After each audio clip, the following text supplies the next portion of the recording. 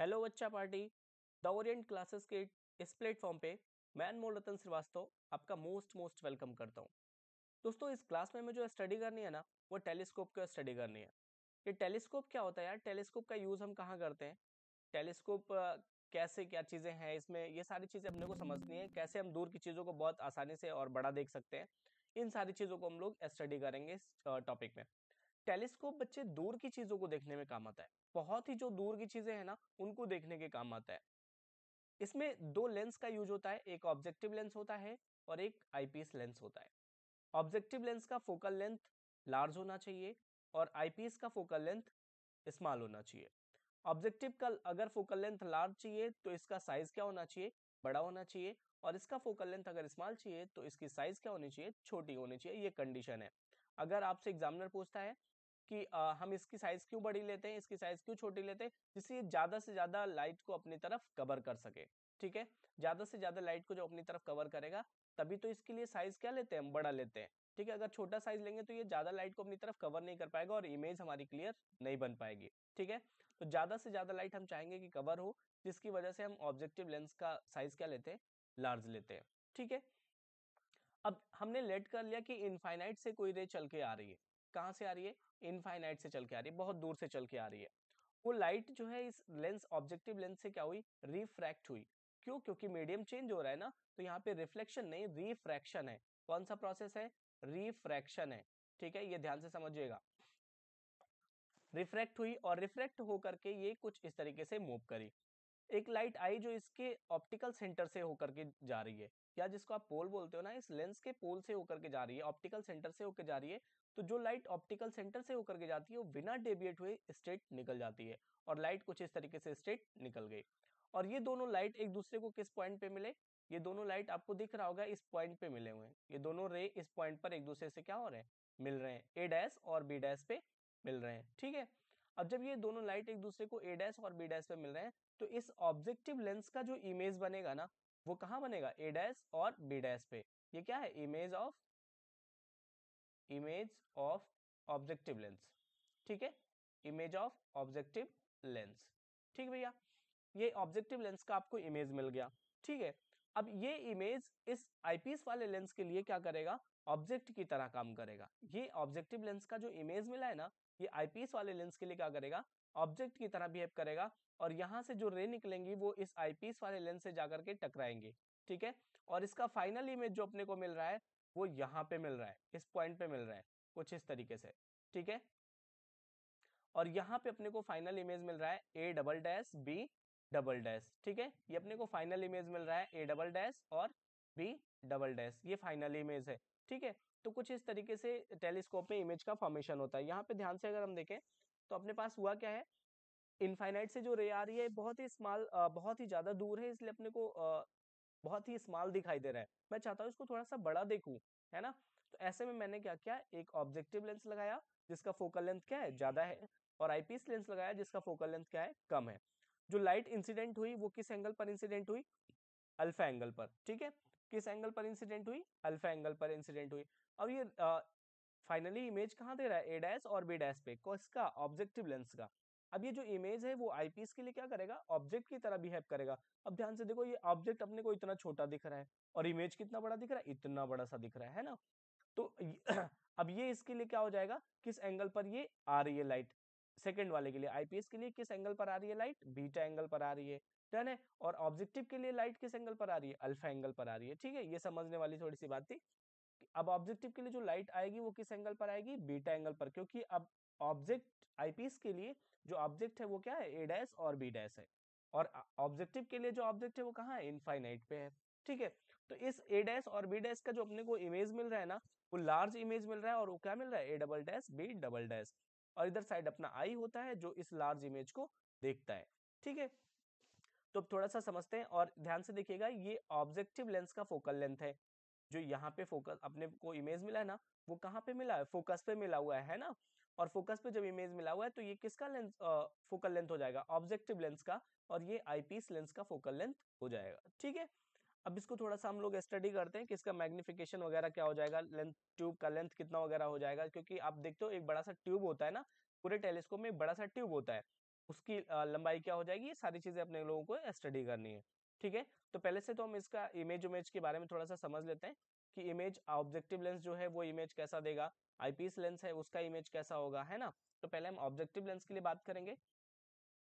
For objective lens, objective lens, for objective lens, objective lens का जो image होगा वो कैसा होगा, रियल होगा। कैसा होगा, रियल होगा। और कैसा होगा, इन्वर्टेड होगा। इन्वर्टेड है, ठीक है। ध्यान से देखिए, ये इमेज कैसा है, रियल है, इन्वर्टेड है, उल्टा है ना, रियल है, इन्वर्टेड है और स्मॉल भी है ना, एंड स्मॉल इमेज। रियल है, इन्वर्टेड है एंड स्मॉल इमेज है, ठीक है। अब बात करेंगे हम आईपीस लेंस के लिए, फॉर आईपीस, है ना, for eyepiece lens, for eyepiece lens, eyepiece lens के लिए जो इमेज हो जाएगा वो कैसा हो जाएगा, ध्यान से देखो, ये मैग्नीफाइड है। ये इमेज कैसा हो रहा है, आईपीस वाला जो इमेज मिल रहा है वो कैसा है, मैग्नीफाइड है, मतलब लार्ज है। इस ऑब्जेक्टिव का जो इमेज था, ऑब्जेक्टिव के इमेज का क्या हो रहा है, लार्ज इमेज मिल रहा है, इन लार्ज इमेज है ना। तो इसका इमेज कैसा हो जाएगा, इन लार्ज इमेज, है ना, इन लार्ज इमेज हो जाएगा, ठीक है, इन लार्ज इमेज हो जाएगा, ठीक है, of first image, of first, of first, of first image, ठीक है। फर्स्ट इमेज का क्या हो जाएगा, लार्ज इमेज अपने को मिल जाएगा, ठीक है। अब ध्यान से देखिएगा, अपने को तो इमेज के बारे में पता चल गया, अब इसका मैग्निफिकेशन वगैरह भी अपने को निकालना होता है कि मैग्निफिकेशन कितना होगा, कैसे क्या होगा, ये सारी चीजें समझनी है। तो मैग्निफिकेशन का फार्मूला हम लोग देखेंगे। मैग्निफिकेशन का फार्मूला क्या हो जाएगा, मैग्निफिकेशन, मैग्निफिकेशन का फार्मूला जो होता है ना, वो होता है angle subtended by the final image with I upon angle subtended by the object with objective lens, है ना। तो हम इसका फार्मूला लिखते हैं, क्या हो जाएगा, angle, angle subtend, angle subtended by the final image, final image, ठीक है, with I, with I upon, upon हो जाएगा angle subtend, angle subtended by the object, है ना, ऑब्जेक्ट विद ऑब्जेक्टिव लेंस, ठीक है, ऑब्जेक्टिव, ऑब्जेक्टिव लेंस, ठीक है। अब ध्यान से देखिएगा, हम मैग्निफिकेशन इसका निकालना चाहते हैं, तो मैग्निफिकेशन का फार्मूला क्या अपने पास, angle subtended by the final image with eye, ठीक है, आई की स्पेलिंग गलत हो गई, ठीक है, तो बुरा मत मानिएगा, आप इसको सही कर लीजिएगा, विद आई हो गया, ठीक है। एंड इसका रेशियो क्या होगा, angle subtended by the object with objective lens. तो ध्यान से देखो, आई के साथ जो अपना इमेज बन रहा है वो कितना है, बीटा है, और ऑब्जेक्टिव लेंस के साथ जो इमेज बन रहा है वो कितना, एंगल बन रहा है वो कितना है, अल्फा है। ऑब्जेक्टिव लेंस के साथ जो एंगल बन रहा है वो अल्फा है, और आईपीस के साथ जो एंगल बन रहा है ना वो कितना है, बीटा है, ठीक है। तो अपना मैग्निफिकेशन क्या हो जाएगा, ध्यान से देखिएगा, now, now magnification, magnification of telescope, telescope का मैग्निफिकेशन क्या हो जाएगा, m इज इक्वल टू कितना हो जाएगा, देखो भैया, ये आई के साथ कितना एंगल बन रहा है, आई के साथ एंगल बन रहा है बीटा, और ऑब्जेक्टिव के साथ एंगल कितना बन रहा है, अल्फा। तो m इज इक्वल टू क्या हो जाएगा, बीटा अपान अल्फा हो जाएगा, ठीक है। अब बीटा और अल्फा की वैल्यू निकाल करके इसमें पुट कर देना है और अपने को फाइनल आंसर मिल जाएगा। तो ध्यान से देखिएगा, हमने इसको नाम दे दिया, ये अपने पास ट्रायंगल है, सपोज पी है, ठीक है, ये कौन सी ट्रायंगल है, पी है, ठीक है, पुट आउट, और इसको नाम दे दिया क्यू, ठीक है, ये पॉइंट को नाम दे दिया क्या, क्यू, ठीक है। तो ध्यान से समझिएगा, यहाँ पे हमने ले लिया triangle P A dash B dash में, P A dash B dash में, ठीक है, टेन थीटा ले लिया, टेन बीटा, है ना, from triangle P A dash B dash, from, from triangle P A dash B dash में हमने टेन बीटा ले लिया, टेन बीटा इक्वल्स टू क्या हो जाएगा, tan beta is equal to क्या हो जाएगा, परपेंडिकुलर, परपेंडिकुलर बोले तो A dash B dash upon base, base कितना हो जाएगा, F E, A dash B dash upon F E हो जाएगा, ठीक है। तो हो जाएगा A dash B dash upon F E, ठीक है। अगर हम स्मॉल एंगल के लिए बात करें, for small angle, for small angle, tan beta की वैल्यू क्या हो जाती है, बीटा हो जाती है ना। टेन बीटा किसके इक्वल हो जाता है, बीटा के इक्वल हो जाता है। इसी तरीके से साइन बीटा होता तो भी साइन का भी वैल्यू क्या हो जाता है, वही एंगल हो जाता है। ठीक है, तो हम इसको लिख सकते हैं बीटा इक्वल टू क्या हो जाएगा, बीटा इक्वल टू हो जाएगा A dash B dash upon F E. ठीक है, इसी तरीके से हम अल्फा का भी एंगल निकाल लेंगे, अल्फा की वैल्यू निकाल लेंगे, है ना। तो फ्रॉम ट्रायंगल क्यू, ध्यान से देखिएगा, triangle Q A dash B dash में, ठीक है, from triangle from from triangle from triangle Q A dash B dash में, है ना। टेन अल्फा इक्वल्स टू क्या हो जाएगा, टेन अल्फा की बात करें अगर हम, टेन अल्फा क्या हो जाएगा, परपेंडिकुलर बोले तो A dash B dash upon base कितना हो जाएगा, क्यू बी डैश ना, मतलब तो एफ ओ हो जाएगा, है ना।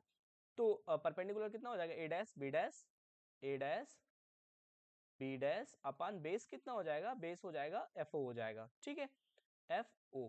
ठीक भैया, ऐसे ही फॉर स्मॉल एंगल के लिए, for small angle, small angle के लिए टेन अल्फा क्या हो जाएगा, टेन अल्फा बराबर हो जाएगा किसके, अल्फा के। ठीक है, तो यहाँ पे मैं लिख सकता हूँ अल्फा इक्वल टू कितना हो जाएगा, A dash B dash upon F O. ठीक है, अब हम मैग्निफिकेशन वाले फार्मूले पे आते हैं। मैग्निफिकेशन का फार्मूला क्या है, beta upon alpha. Now the magnification, है ना, now the magnification is, now the magnification, now the magnification of telescope, telescope का मैग्निफिकेशन क्या हो जाएगा, m is equal to beta upon alpha, beta upon alpha. और beta की value क्या आई है बच्चे, बीटा की वैल्यू ध्यान से देखो, A dash B dash upon F E आई है ना, A dash B dash upon F E. ठीक है, अपॉन अल्फा की वैल्यू क्या है, A dash B dash upon F O. ठीक है, तो A dash B dash cancel हो जाएगा यहाँ से, है ना, अपने पास बचेगा क्या, F O upon F E हो जाएगा। ठीक है, तो मैग्निफिकेशन क्या हो जाएगा फाइनली टेलीस्कोप का, टेलीस्कोप का जो मैग्निफिकेशन हो जाएगा वो हो जाएगा m इज इक्वल टू, क्या बचा था अपने पास, m is equal to F O upon F E हो जाएगा, है ना, m is equal to F O upon F E हो जाएगा। ये हो गया मैग्निफिकेशन का फार्मूला। ठीक है, टेलीस्कोप का मैग्निफिकेशन कितना हो जाएगा, F O upon F E हो जाएगा। अब कोई अगर आपसे पूछता है कि इस टेलीस्कोप के ट्यूब का लेंथ कितना हो जाएगा, तो ध्यान से देखो, ट्यूब का लेंथ यहाँ से लेकर के यहाँ तक का ट्यूब होता है पूरा, इस ऑब्जेक्टिव लेंस से लेकर के आईपीस लेंस तक का पूरा ट्यूब लगा होता है, बीच में पूरा क्या होता है, प्लास्टिक का ट्यूब होता है ना। तो ट्यूब की लेंथ कितनी हो जाएगी, F O plus F E.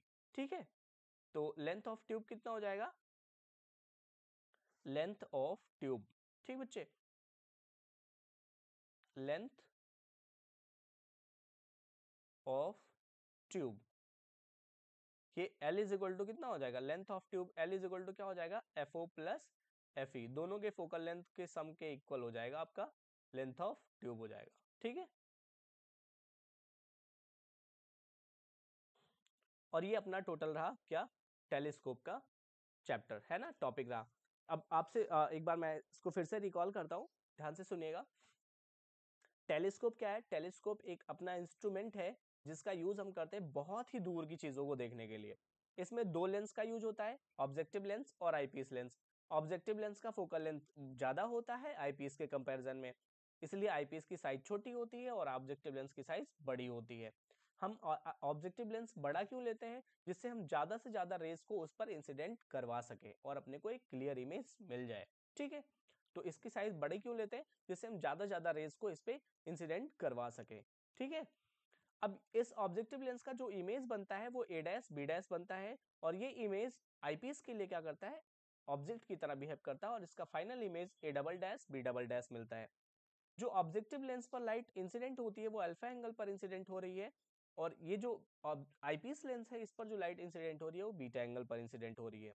ठीक है, कंडीशन क्या होना चाहिए, एफओ ग्रेटर होना चाहिए एफई से, बोले तो ऑब्जेक्टिव लेंस का जो फोकल लेंथ है वो ग्रेटर होना चाहिए आईपीएस वाले लेंस से। ठीक है, लाइट यहाँ पे इंसिडेंट हो रही है तो कौन सा प्रोसेस हो रहा है, रिफ्लेक्शन या रिफ्रैक्शन, तो यहाँ पे प्रोसेस हो रहा है रिफ्रैक्शन हो रहा है। ठीक है, ये जो इमेज मिला है ये किसका इमेज है, ये ऑब्जेक्टिव लेंस का इमेज है। ये किसके लिए ऑब्जेक्ट की तरह काम करेगा, आईपीस के लिए ऑब्जेक्ट की तरह काम करेगा। अपने को आई यहाँ पे है जहाँ पे हम फाइनल इमेज ए डैश बी डैश देख रहे हैं।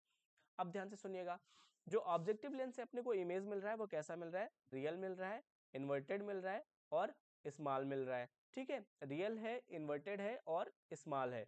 ठीक है, और जो आईपीस से अब आईपीस, ठीक है, यो आईपीस की स्पेलिंग गलत हो गई, ठीक है। आईपीस, ये ध्यान से देखिएगा, आईपीस लेंस जो है ना, आईपीस लेंस, इस आईपीस लेंस की जो यहाँ पे वैल्यू, आईपीस, आईपीस, ठीक है।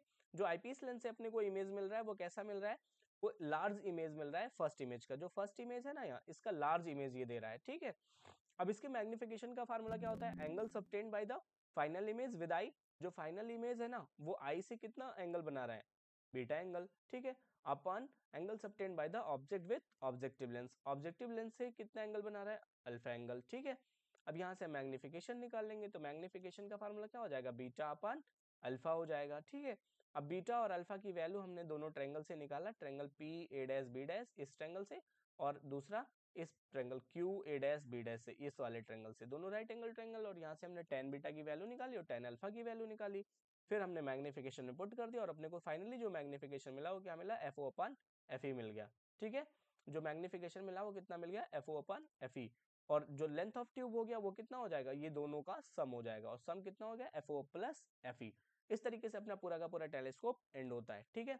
तो ऐसे ही वीडियोस को देखने के लिए बच्चों आप चैनल को सब्सक्राइब करो, वीडियो को लाइक करो और ज्यादा से ज्यादा आप शेयर कर दो, ठीक है। मिलते हैं नेक्स्ट वीडियो में, थैंक यू।